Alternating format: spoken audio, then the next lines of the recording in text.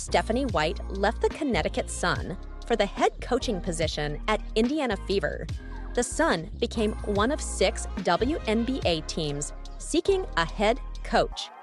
Several qualified candidates were dismissed from other WNBA teams this offseason, including the Sparks' Kurt Miller, the Sky's Teresa Weatherspoon, the Wings' Latricia Trammell, the Dreams' Tanisha Wright, and the Mystics' Eric Thibault.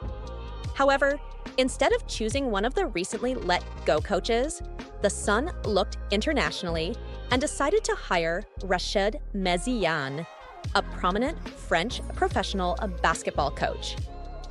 Meziane is currently the head coach of Villeneuve d'Ascq, a French club that has been the EuroLeague runner-up for the past 2 seasons.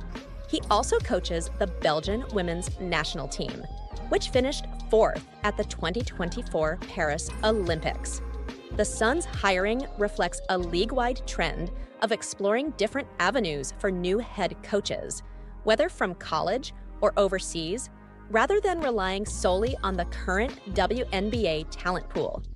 The Sparks appointed Lynn Roberts, the experienced head coach from the University of Utah, while the Dream chose Carl Smesko, who led Florida Gulf Coast for over 20 years. This strategy of tapping into NCAA talent shows franchises' intent to innovate when restructuring their coaching staff, even if it means recruiting head coaches who are unfamiliar with the WNBA. Nate Thibbetts, who became the Mercury's head coach last year, also entered the role without prior WNBA experience. The diverse backgrounds of new hires indicate that as the WNBA's appeal has increased, teams now have a broader range of choices. I think it's moving in a good direction because it's more competitive and there are more eyes on it. The pool of coaches that we can choose from can only get bigger and bigger, Lexi Hull stated on the Ringer WNBA show. We're going to have great coaches emerging, and I'm just excited to see what those eras will look like. It's unpredictable right now, but I'm eager to see what it will look like 1 year from now. In the realm of basketball, where intense competition prevails, the dynamics off the court often take center stage. Lexi Hull, an emerging talent in the WNBA, has experienced a touching interaction that links her with Connor McCaffrey, an assistant coach for the Butler Bulldogs, and Caitlin Clark, one of the top players in women's basketball. Recently, an Instagram dialogue has further emphasized these connections. Hull's accomplishments on the court have established her as a prominent figure in women's basketball. Drafted by the Indiana Fever as the 6th overall pick in the 2022 WNBA draft, Hull has made consistent contributions in the league. In the 2024 season, she averaged 5 points, 2, 5 rebounds, and 1 assists per game. However, it was her defensive prowess and clutch catch-and-shoot three-pointers that captivated the Indiana fans. She has also received accolades during her time with Athletes Unlimited, where she was honored as both Defensive Player of the Year and Teammate of the Year. As of the 2024 season, she continues to excel as a versatile player, making significant contributions both offensively and defensively to the Fever's success. However, Hull's impact goes beyond her on-court performance. It is her leadership and presence, both on and off the court with Clark, that is drawing attention.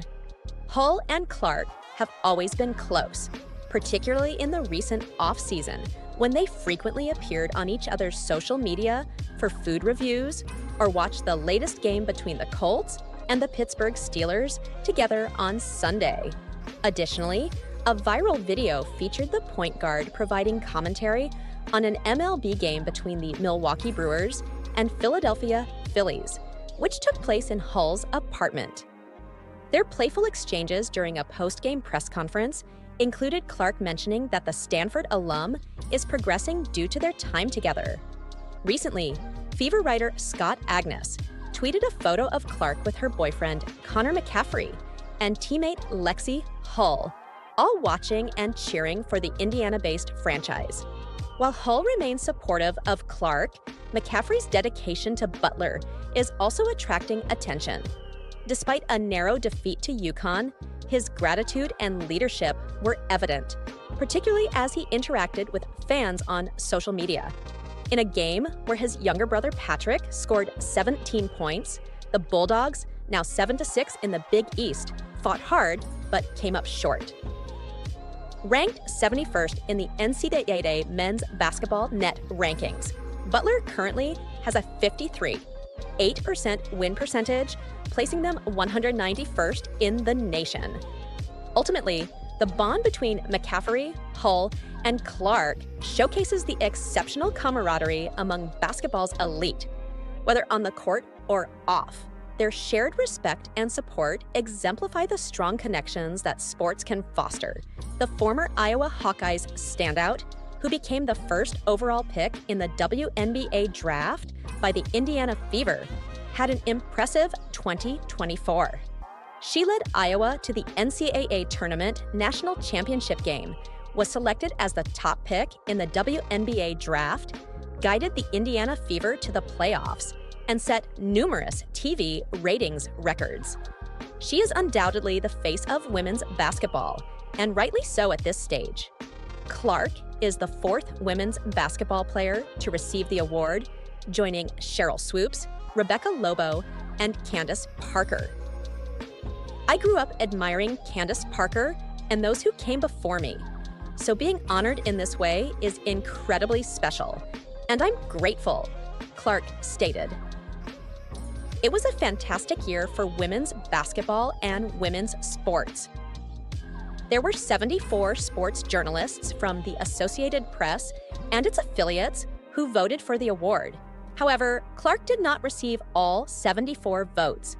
Clark's rise to fame has also elevated the WNBA significantly.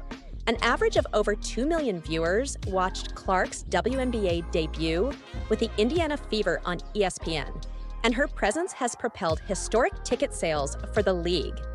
More viewers tuned in to the WNBA championship game this year than to each game of the NBA Finals, or MLB's World Series. The 22-year-old was selected first by the Indiana Fever in the WNBA draft, shortly after guiding Iowa to the NCAA Women's Basketball Championship game, breaking the all-time college scoring record in the process. Clark started in all 40 regular season games with the Fever, averaging 19, 2 points, and a league-leading 4 assists. Her exceptional performance helped the Fever reach the WNBA playoffs for the first time since 2016. Kelif, the Olympic boxer, garnered 4 votes for the award. She was the most Googled athlete of the year after going viral at the Summer Olympics in Paris.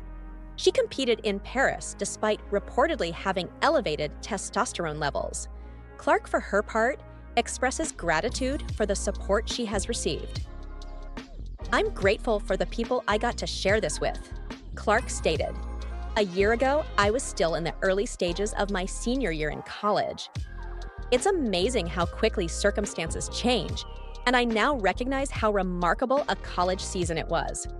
Along the way, Time reports, Clark has invigorated both the league and its growing fan base.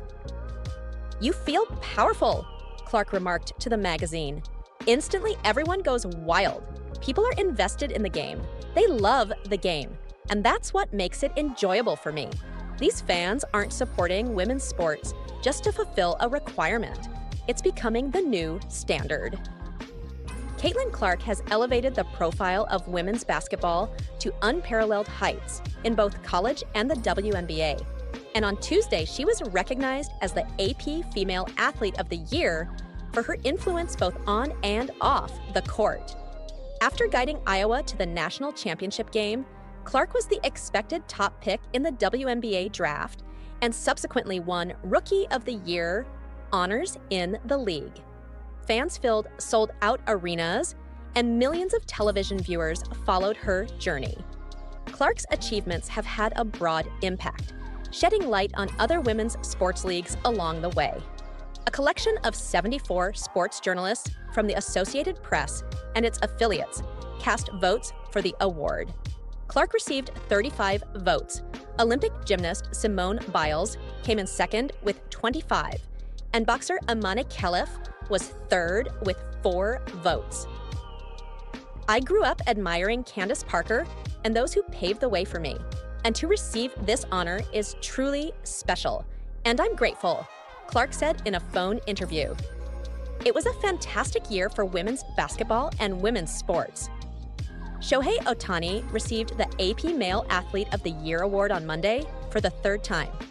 Clark set the NCAA Division I career scoring record for both men and women, finishing her career with 3,951 points, while leading Iowa to its 2nd consecutive national championship game.